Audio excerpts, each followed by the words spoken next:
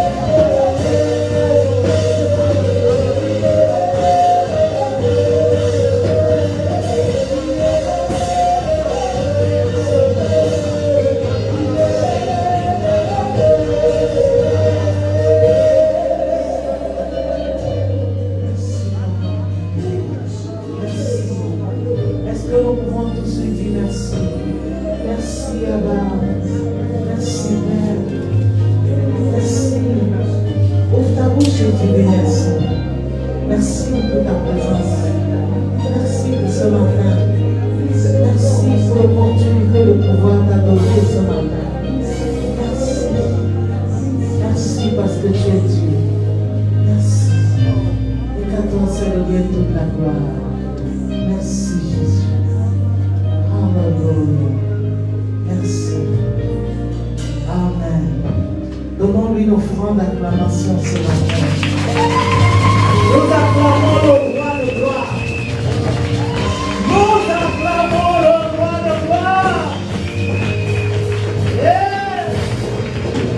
C'est toi que nous acclamons alors. Alors nous acclamons ce matin. Reçois la gloire. Alléluia.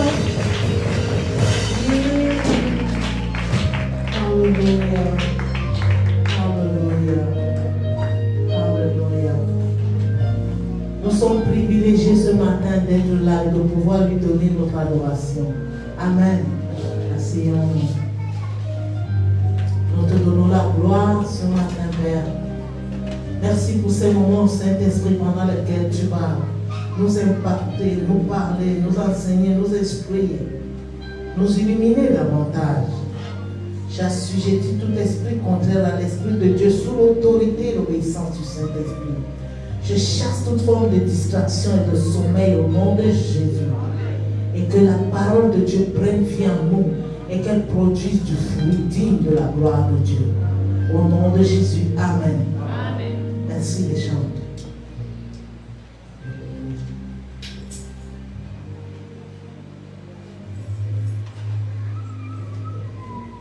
Alléluia. Bonjour peuple de Dieu. Bonjour peuple de Dieu. Il y en a qui ne répondent pas mon bonjour. Bonjour peuple de Dieu. Ah, merci.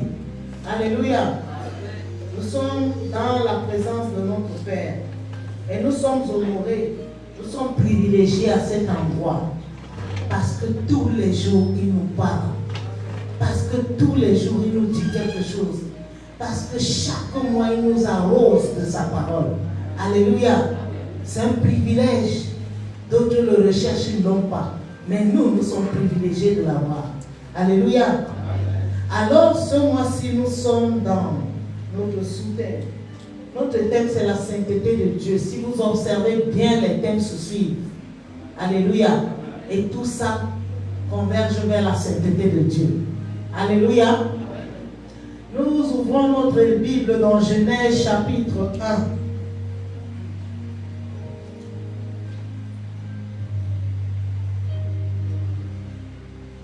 Genèse chapitre 1. Est-ce que tout le monde y est? Si tu n'as pas de Bible, lis avec celui qui en a. Je vais commencer par le premier verset et je vais terminer par le 5e verset, de 1 à 5. Et au verset 3 est notre verset clé. Alléluia.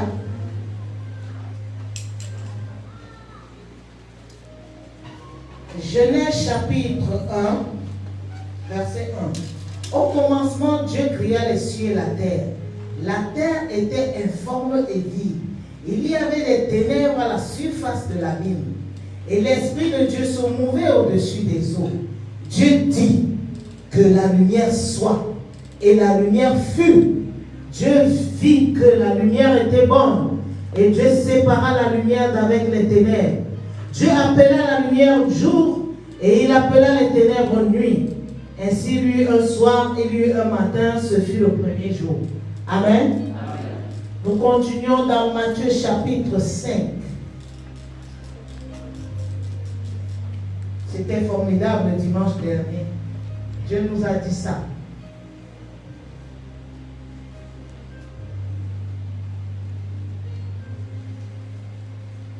Matthieu chapitre 5 au verset 14. C'est lui notre verset.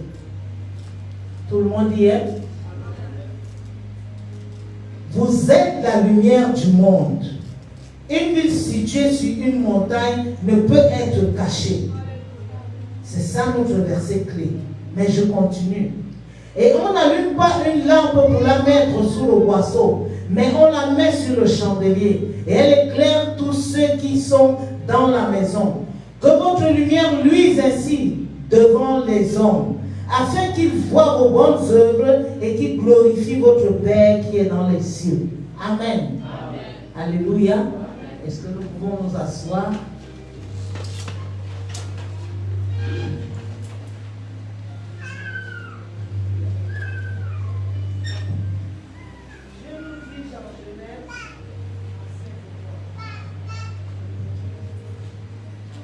Alléluia. Dieu dit dans Genèse au chapitre 1, verset 3, la Bible nous dit ceci: Dieu dit que la lumière soit et la lumière fut. Alléluia. Est-ce qu'il y a un processus ici? Il n'y a pas de processus. C'est immédiat, c'est instantané. Alléluia. S'il te plaît, envoie-moi le ventilateur. Je t'inspire plus que tous. Que la lumière soit. Et immédiatement la lumière fut. Alors quand Jésus, la lumière arrive, il nous dit: vous êtes la lumière du monde. Nous le sommes déjà. Dieu a dit que la lumière soit sur les ténèbres. Nos vies étaient ténèbres. Un tohu-bohu comme on dit. Mais la Bible nous explique ceci. Dieu dit que la lumière soit. Et immédiatement la lumière fut. Alléluia. Est-ce que j'ai besoin de faire quelque chose pour être? Je n'ai besoin de rien. Parce que dès que Dieu a dit, j'aime les dessins animés des enfants, on appelait ça les mots d'amour. Je ne sais pas s'il y a des parents qui se souviennent. Quand ils étaient petits, je suivais avec eux. Vous voyez, quand on dit que la lumière soit, les mots sortent et la lumière paraît directement. Alléluia. Ce qui est extraordinaire dans la suite de ce verset, c'est que Dieu vit que la lumière était bonne. Et Dieu sépara la lumière d'avec les ténèbres. Dieu sépara. Qui a séparé? Il a séparé la lumière d'avec les ténèbres. Il dit que la lumière soit. Et immédiatement, tu es lumière. Alléluia. Sauf qu'il y a quelque chose qui m'intrigue. Ouvrons nos Bibles dans l'évangile de Jean, au chapitre 1.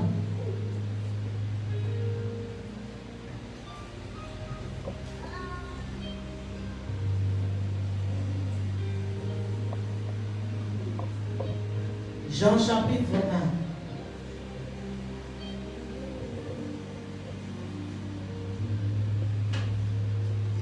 Je vais lire au commencement. Je vais sauter certains versets où on parle de Jean-Baptiste. Je vais lire le 1, le 2, le 3, le 4, le 5. Et puis je passe au 9. Alléluia. Nous y allons. Tout le monde y est. Jean chapitre 1. La Bible nous dit ceci. Au commencement était la parole. Et la parole était avec Dieu et la parole était Dieu. Elle était au commencement avec Dieu. Toutes choses ont été faites par elle. Et rien de ce qui a été fait n'a été fait sans elle. En elle était la vie. Et la vie était la lumière des hommes. La lumière luit dans les ténèbres. Et les ténèbres ne l'ont point reçue. Au verset 9. Cette lumière était la véritable lumière qui, en venant dans le monde, éclaire tout homme. Elle était dans le monde et le monde a été fait par elle et le monde ne l'a point connue. Elle est venue chez les siens et les siens ne l'ont point reçue. Je parle de la lumière. Mais à tous ceux qui l'ont reçue, à ceux qui croient en son nom, elle a donné le pouvoir de devenir enfants de Dieu, lesquels sont nés, non du sang, ni de la volonté de la chair, ni de la volonté de l'homme, mais de Dieu. Alléluia. Nous sommes nés de la volonté de Dieu. Nous sommes nés de l'Esprit. Nous revenons sur ce que Dieu nous a dit le mois dernier. Alléluia. Avant d'arriver là-bas, on y va doucement. La Bible nous dit ceci. Dieu dit que la lumière soit. Nous tous, nous savons que Satan était un ange, il a été précipité sur la terre. Aujourd'hui, il ne fait que se déguiser. Il se déguise en ange de lumière. Il se déguise. Il n'est pas, il ne t'effraie pas. Alors, la terre était informe et vide. Il y avait un tohu-bohu. La vie n'avait pas de sens. Dieu vient créer et Dieu dit que la lumière soit. Et immédiatement, la lumière fut. Mais comment comment ça se passe encore que Dieu sépare la lumière d'avec les ténèbres? Alors que Dieu a dit que la lumière soit, et la lumière fut. D'où sortent les ténèbres? Ça veut dire que les ténèbres ont catégoriquement refusé de se transformer en lumière. Il y a une partie qui a dit, nous on reste des ténèbres. Alors, quand cette partie-là décide de rester ténèbres, qu'est-ce que Dieu fait? Il a déjà dit que la lumière soit. Il ne change pas. La Bible dit qu'en lui, il n'y a pas de changement ni ombre de variation. Il sépare la lumière d'avec les ténèbres. Nous venons dans Jean. La Bible nous dit que cette lumière qui est Jésus, souvenez-vous, que la lumière soit, c'est la parole de Dieu, n'est-ce pas? C'est elle qui est lumière dans Jean chapitre 1. La Bible dit que la lumière est venue chez les hommes pour éclairer tous les hommes. Mais le monde ne l'a point reçu. Alléluia.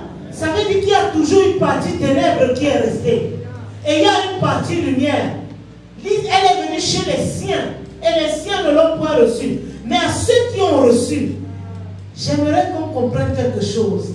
À la partie qui est transformée en lumière, Dieu l'a séparée d'avec les ténèbres.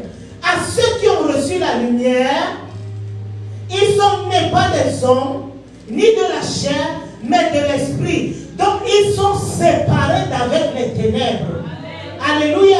Amen. Donc on ne peut pas dire qu'il y a lumière et il y a ténèbres. Les deux ne peuvent pas aller de pair. Alléluia. Ce qui est extraordinaire dans ce que disons Jean 3, chapitre 19.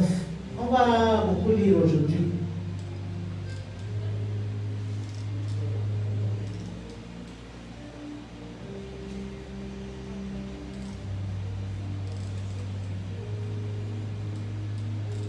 Jean chapitre 3, à partir du verset 19, je lis.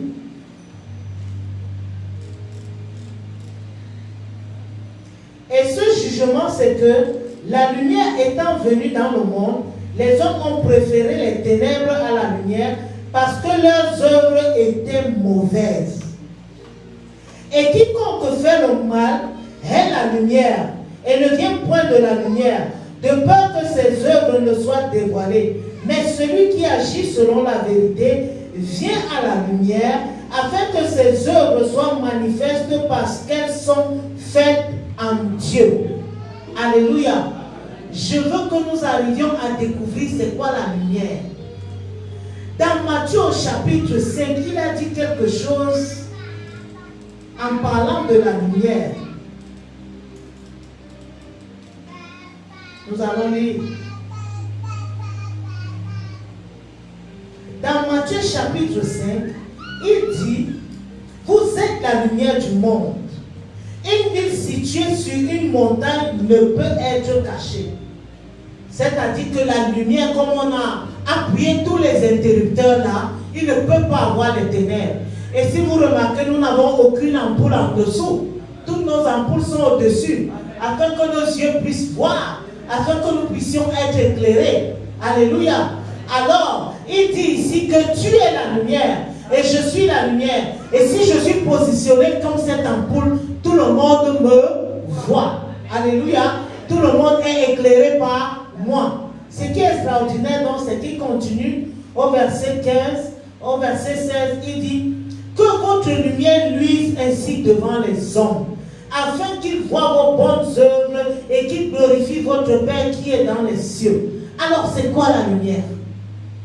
C'est l'ampoule. Je suis la lumière. Jésus en moi, il est la lumière. Mais ici, Matthieu me dit qu'il faut que les hommes voient ma lumière. C'est-à-dire qu'il faut qu'ils voient mes bonnes œuvres afin qu'ils glorifient Dieu. Alléluia. Est-ce que vous comprenez? Souvenez-vous que dans Jean, je suis né de l'Esprit. Souvenez-vous que le mois dernier, nous avons parlé du fruit de l'Esprit duquel je suis né. Aujourd'hui, il me dit que je suis la lumière. Alléluia. Et il me dit qu'il faut que ma lumière luise au milieu des hommes. Alors ma lumière va luire comment? C'est quoi la lumière? Il y a une ampoule à moi, c'est au-delà de l'ampoule. c'est au-delà du lampadaire, c'est au-delà de tout ce qui peut éclairer physiquement. Alléluia.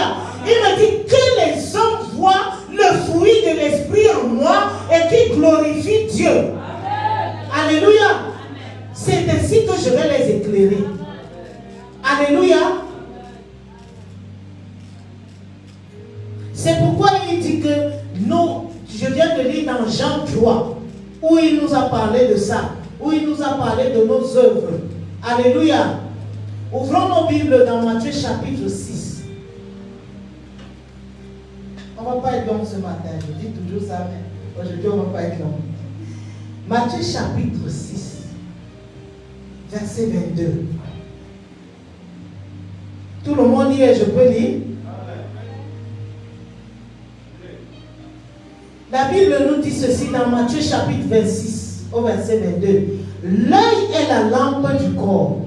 Si ton œil est en bon état, tout ton corps sera éclairé. Mais si ton œil est en mauvais état, tout ton corps sera dans les ténèbres. Si donc la lumière qui est en toi est ténèbres, combien seront grandes ces ténèbres? Il y a contradiction ici. Comment je peux être la lumière? La lumière est en moi et la lumière qui est en moi est ténèbres. Expliquez-moi. Voici mes yeux. Dès que je vois la lumière, je comprends que je ne peux pas marcher sur l'apôtre Ange. Physiquement parlant, nous sommes là sur le physique. Physiquement parlant, je vois, je ne peux pas marcher sur l'apôtre Ange parce que cette ampoule me permet de voir son pied. Alors je ne vais pas le piétiner. Maintenant, le fruit de l'esprit qui est en moi, c'est ça mon œuvre que les hommes doivent voir. C'est par ça que je dois les éclairer. N'est-ce pas? Maintenant, il me dit que si la lumière qui est en moi est ténèbres, combien seront grandes mes ténèbres? Oh, je me souviens dans Genèse que Dieu a séparé les ténèbres d'avec la lumière. Je me souviens que Jésus dit à ceux qui ont accepté la lumière, il leur a donné le pouvoir de devenir enfants de Dieu. How come that? Il y a la lumière en moi, mais cette lumière est ténèbre. Alléluia. Amen. Ça m'a choqué. Alléluia. Amen. Ouvrons nos Bibles dans Romains 13, 14.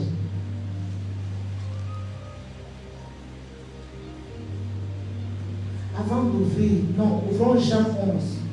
C'est dans Jean 11 que je... Ouvrons l'évangile de Jean. Je vous ai dit qu'on va lire aujourd'hui. Jean chapitre 11 à partir du verset 8.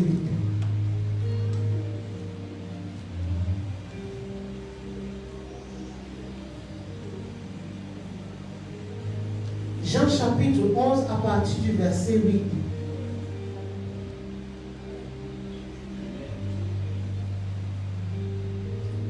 Les disciples lui dirent, Rabbi, les Juifs ont récemment cherché à te... Voilà, on va monter pour comprendre le contexte.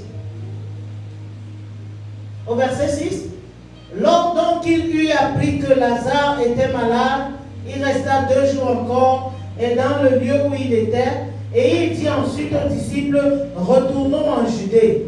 Verset 8. Les disciples lui dirent, Rabbi, les Juifs ont récemment cherché à te lapider, et tu retournes en Judée. Jésus répondit, n'y a-t-il pas 12 heures au jour? Si quelqu'un marche pendant le jour, il ne bronche point, parce qu'il voit la lumière de ce monde. Mais si quelqu'un marche pendant la nuit, il bronche parce que la lumière n'est pas en lui. Je relis ça. Écoutons attentivement, s'il vous plaît. Je monte, je suis dans Jean chapitre 11. Lors donc qu'il eut appris que Lazare était malade, il resta 2 jours encore dans le lieu où il était. Et il dit ensuite aux disciples, retournons en Judée. Les disciples lui dirent, Rabbi, les Juifs tout récemment cherchaient à te lapider, et tu retournes en Judée? Jésus répondit, n'y a-t-il pas 12 heures au jour?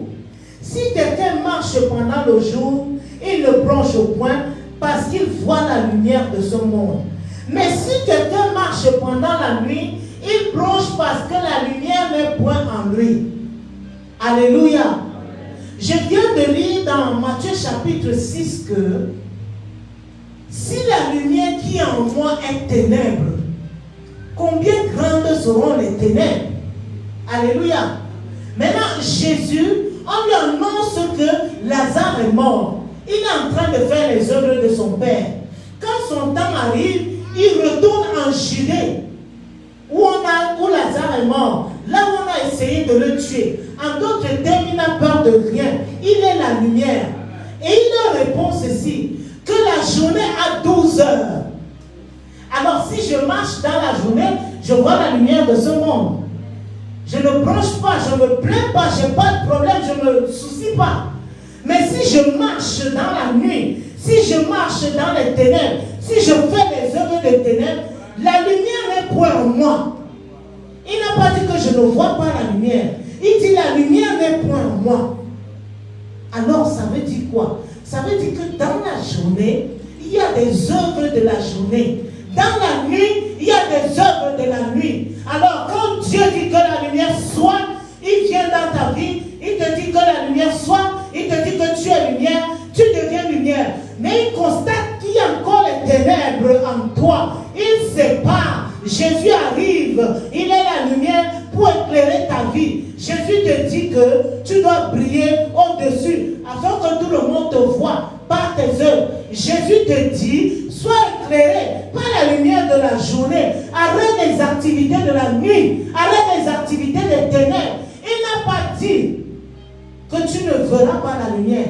Il a dit, celui qui marche dans la nuit, celui qui marche dans les ténèbres, en d'autres termes, celui qui accomplit les œuvres des ténèbres, celui qui continue de faire la sorcellerie, bien qu'il soit à l'église, il n'y a point de lumière en lui. Arrêtons de nous tromper. Nous sommes à la fin des temps. Nous sommes à la fin des temps. Jésus est à la porte.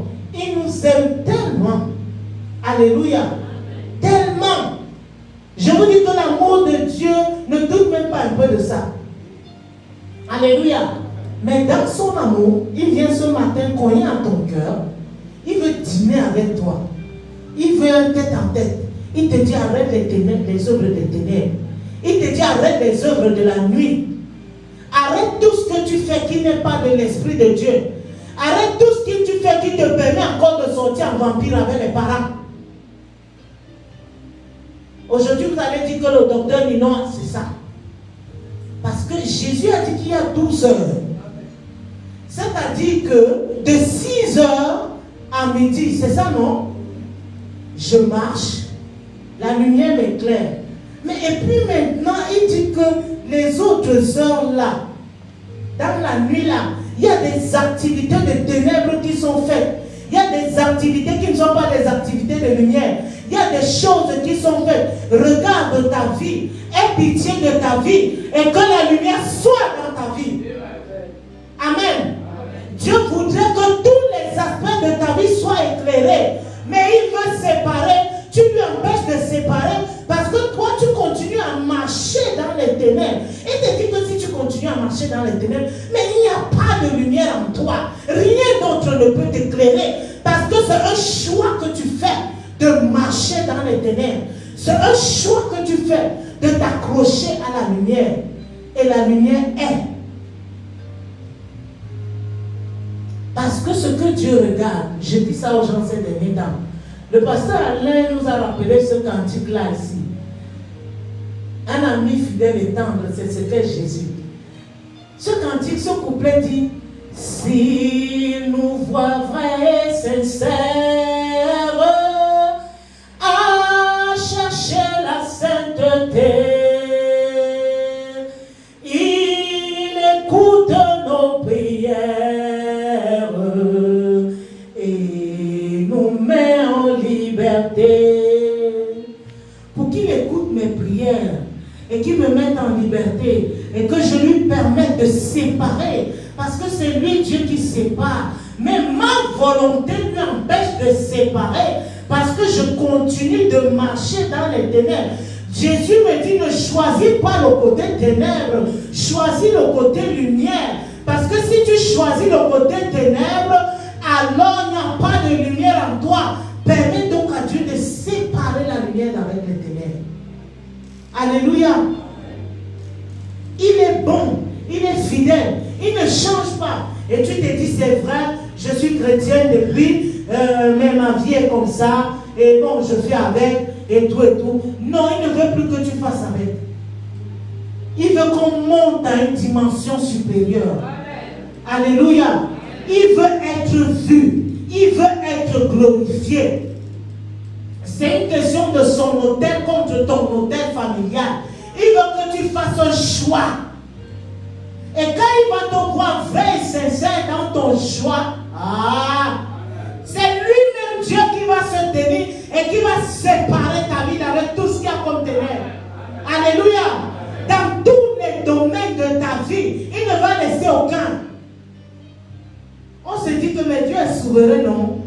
Dieu peut faire, non? Dieu a une volonté, n'est-ce pas? Vous êtes avec moi? Dieu a une volonté, n'est-ce pas? Alors Dieu dit, faisons l'homme à notre image, selon notre ressemblance. Et nous créons avec une volonté. N'est-ce pas? J'ai une volonté. Le Saint-Esprit ne peut pas outrepasser ma volonté sous prétexte qu'il est souverain. C'est les choix que je fais que lui l'assume. Alors si je le choisis, tout va bien. Si je ne le choisis pas, je ne vais pas lui demander de venir être souverain dans mes choix. Sortons des ténèbres. Il nous en a même déjà séparés. Mais souvenez-vous qu'il y a une partie qui a catégoriquement refusé d'accepter la lumière. Et cette partie est restée ténèbres. Alors il a séparé, il a dit jour, il a dit nuit. Quand Jésus arrive, Jésus dit, celui qui marche dans la journée est éclairé par la lumière. Mais celui qui fonctionne dans les ténèbres que Dieu a séparé, nous parlons de l'esprit. Nous ne parlons pas de 20 heures. Nous ne parlons pas de 21 heures. Nous ne parlons pas de 18 heures. Nous parlons de la vie dans l'esprit. Si la vie dans l'esprit, tu la continues dans les ténèbres, il dit qu'il n'y a pas de lumière en toi. Les gars de Judée ont voulu le tuer. Ils n'ont pas pu le tuer. Il est en train de leur dire qu'en moi, il y a la lumière. Alors, quelle que soit l'heure, quel que soit le temps, quel que soit le moment où moi j'arrive en Judée, ils ne me peuvent pas si mon temps n'est pas arrivé. Quelle que soit la puissance des ténèbres dans lesquelles ils agissent. Alléluia. Et il nous dit, tu es la lumière de ce monde. Alléluia. Il n'a pas dit que tu es la lumière des hommes. Parce que lui-même, il était la lumière des hommes. Les hommes ne l'ont pas reçu. Ne nous égarons pas. Nous ne sommes pas la lumière des hommes. N'essayons pas de changer les hommes. Nous sommes la lumière du monde. Alors que les hommes voient le fruit de l'esprit en nous et qu'ils changent. Ils glorifient Dieu. Alléluia. Mais que je n'essaie pas d'être la lumière pour m'attendre pour mon cousin. Non. Si elle marche dans les ténèbres, que je la laisse marcher dans les ténèbres. Alléluia. Vous comprenez un peu ça? Jésus est clair là-dessus. Il ne me peut rien. Je vais en Judée pour ressusciter Lazare. Quelle que soit l'heure à laquelle j'y vais, quel que soit le moment auquel je pars, moi je ne pratique pas les œuvres des ténèbres. Je suis la lumière. Moi encore je peux dire qu'il y a la lumière en moi. Mais Jésus lui-même il était la lumière. Donc quel que soit tout ce dont qui représentait la réputation de la Judée, Jésus n'en a rien à branler parce qu'il est séparé des ténèbres. Il est là pour vaincre les ténèbres. Alors quand il arrive, c'est pour ça que vous ne vous êtes jamais posé la question que pourquoi Jésus a attendu 4 jours? Vous pensez que Jésus n'aurait pas pu ressusciter Lazare directement? Il a attendu 4 jours parce qu'il fallait démontrer la puissance de l'autel. Il fallait démontrer la puissance de la lumière. Il fallait démontrer la puissance de Dieu. 4 jours dans la tombe, c'est pourri, ça sent mauvais. Il n'y a plus rien. C'est pour ça que quand il arrive, il dit, hey Marie, si tu crois. Elle croit qu'il lui parle de l'enlèvement. Non, ça n'a rien à voir avec l'enlèvement. Je suis la lumière, Marie. Je suis la résurrection, je suis la vie. Si tu crois en moi, tu as la lumière. Laisse les ténèbres là. Et il ne fait rien de particulier. Père, je sais que tu m'exauces toujours. Lazare sort. Et il dit aux habitants de la Judée, déliez-le et laissez-le aller. Ça veut dire qu'ils avaient la capacité, après que Jésus ait ressuscité Lazare, de le maintenir dans les liens. De le maintenir dans des états d'esclavage, de pauvreté, de tout. Il leur dit, déliez-le, laissez-le partir. Votre sorcellerie là, c'est trop. Vous exagérez. C'est bon, la lumière est arrivée en Judée. Lazare sort. Et dès que la lumière a parlé, les ténèbres s'exécutent. Alors pourquoi toi tu choisis de rester dans les ténèbres? Pourquoi tu veux continuer à pratiquer les œuvres des ténèbres? Quand je parle de la sorcellerie, n'aie pas peur du mot, c'est ça. Ça pas un autre. Il y a un degré de méchanceté là, c'est la sorcellerie. Il y a des choses que tu te retrouves en train de faire. Nous avons la vie. Vous savez, nous sortons des familles africaines. Nos parents ne connaissaient pas Dieu. Nous ne pouvons pas avoir honte de ça. Nous prions pour eux pour qu'ils soient sauvés. Alors, dès que j'ai accepté Jésus, je me bats, je fais l'effort. Vous voyez comment je renonce, je quitte, je pars. Moi-même, votre pasteur qui vous parle, je me détache, je refuse. Parce que je sais que dès qu'il me voit vrai et sincère, à chercher la sainteté, il écoute mes prières. Alléluia. Je ne peux pas prétendre, je vais me tromper moi-même. Ça me nuit, ça me détruit, ça m'empêche de grandir, ça m'empêche d'évoluer, ça m'empêche de m'épanouir, ça m'empêche d'avancer. Je veux avancer, il y a une certaine chaîne qui me tient là-bas. Il dit que quitte les œuvres des ténèbres, arrête de broncher. Quand il dit broncher, là, c'est les murmures, c'est les plaintes, c'est tout ce que nous faisons. Alléluia. Mais ceux-ci, ne doivent pas être malades. Quand la Bible parle des yeux dans ce passage, ne pensez pas que c'est l'œil physique qui voit l'ampoule. Il parle de ta vision. C'est quoi ta vision? Qu'est-ce que tu as comme vision? La vision de ta vie, la vision pour l'appel de Dieu dans ta vie, la vision pour ce que tu fais de Dieu. La vision, c'est quoi? C'est rester au niveau où tu es. C'est laisser que les choses se passent comme elles sont en train de se passer. Parce que nous sommes nés en Afrique, nous avons accepté Jésus les premiers dans nos familles. Quand vous voyez les Blancs, souvent on a l'impression que chez eux ça marche vite. Parce que l'arrière-grand-père était déjà né de nouveau. Nous-mêmes, tu donnes ta vie à Jésus. C'est toi-même qui abats. C'est toi-même qui déracine. C'est toi-même qui brûle. C'est toi seul qui plante. C'est toi qui dois changer. C'est toi qui dois proclamer pour les autres. C'est toi qui... Tu crois que Dieu n'exauce pas? Dieu t'exauce. Évangéliste Tonton, il y a des combats que tu fais aux gens qu'on a fait ici vendredi. Il y a des choses que tes filles n'auront pas besoin de faire. Parce que le Père a déjà déraciné, il a déjà arraché, il a déjà abattu, il a déjà brûlé, il a déjà... Continuons de le faire. Et demeurons les fils de lumière dans la lumière. Parce que nous sommes la lumière.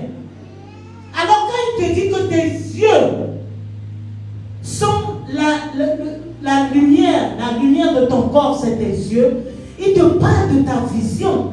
Qu'est-ce que tu vois? Qu'est-ce que tu espères? Tu t'attends à quoi? Quand tu poses tel acte, tes yeux te regardent d'opposer ça. Tes yeux sont témoins de ta bêtise, mais tes yeux ne peuvent rien faire. Parce que c'est un choix que tu fais. Là, il nous dit dans le cantique, si tu vois vrai et sincère à chercher la sainteté, permets à tes yeux d'avoir une bonne vision. Permets à tes yeux de voir ce que Dieu veut que tu vois. Tu es la tête et non la queue. Tu es en haut et non en bas. Tu es le premier. Alléluia. Tu n'es pas ce que les hommes disent que tu es. Tu es ce que Dieu dit que tu es. Alléluia. Il dit que même si une langue se lève en justice contre toi, tu as le droit de la condamner. Quand quelqu'un pense qu'il est juste, je vais pousser le bouchon très loin. Quand quelqu'un va au tribunal, Dieu est la lumière. Il n'a pas le droit, il n'a même pas le pouvoir. Alors quand lui pense qu'il peut te condamner, la Bible dit que toi, tu as le pouvoir de le condamner. celui qui creuse la fosse, contre ta vie, il fait quoi? Vous ne savez pas ce qui se passe. Oh, les amis, lisons les Écritures. Il tombe dedans, n'est-ce pas? Qui a creusé la fosse? C'est lui-même, n'est-ce pas? Il creusait ça pour moi. Souvenez-vous de Mardoché. On a creusé la tombe pour lui, n'est-ce pas? Et on a même posé le bois sur lequel on allait le prendre, n'est-ce pas? Mais qui a vécu ça? Les autres ont bien dit à Aman que si le Dieu de ce gars a commencé à t'exposer comme ça, il faut savoir que fais attention. Faites très attention, mais il n'a pas compris. Parce qu'il était omnubilé par ses œuvres des ténèbres, par sa méchanceté. Il était contre la volonté de Dieu. Alléluia. Mais Mardoché, c'était un gars paisible. Il a dit à Esther, si c'est pour la raison comme celle-ci, que moi je suis à la porte et que toi tu es roi, on finit ça ici. À la guerre comme à la guerre, je suis la lumière. Alléluia. Quel que soit l'endroit où je suis, le jour comme la nuit, je revêt la même identité. Les anges de Dieu doivent pouvoir me reconnaître et m'identifier, me sortir de là, même la nuit, parce que je suis la lumière. Alléluia. C'est moi la lumière. Il y a en moi. Dieu a dit, Dieu a séparé, que je fasse comme Dieu veut. C'est pour mon propre bien. Ce n'est pas pour le royaume de Dieu. Ce n'est pas pour ton pasteur. Ce n'est pas pour ton frère en Christ. C'est pour ton propre bien. Parce que les ténèbres te gagnent captif pendant longtemps. Tu veux sourire comme ça? Non. Tu veux t'épanouir? Non. Tu veux... C'est quoi? Je suis la lumière. Fonctionnons comme Jésus. Serein, tranquille, il a pris tout son temps. Quand il arrive, Marie pleure, il dit, Marie, laisse ça. Si tu pouvais seulement croire. Elle dit, oui, elle croit, elle sait qu'au dernier jour, tout le monde sera ressuscité. Jésus dit, je suis la résurrection et la vie. Je suis la lumière. Et je suis là. Quelles sont les ténèbres qui peuvent rattraper et retenir Lazare quand je suis là? C'est quelles ténèbres qui peuvent te retenir?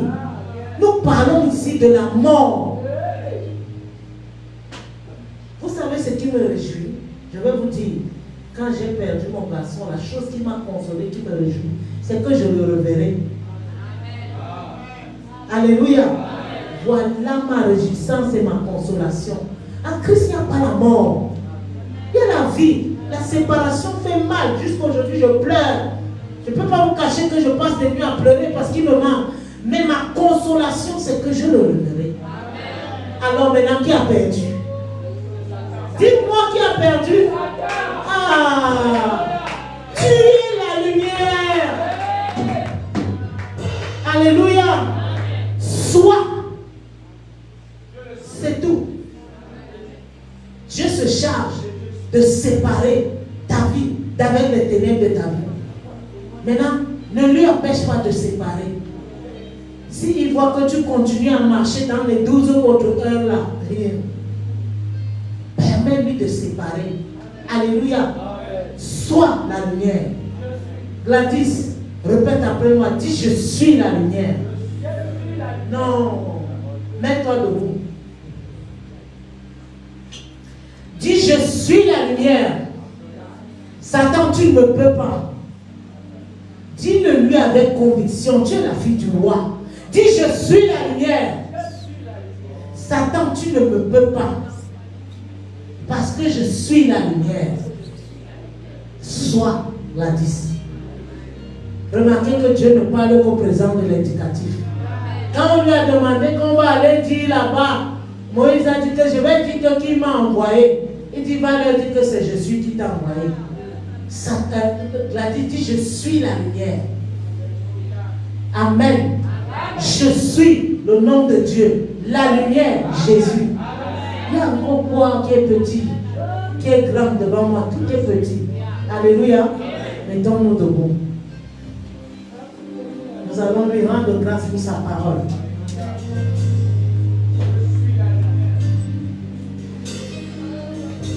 Élève ta voix et donne-lui la gloire.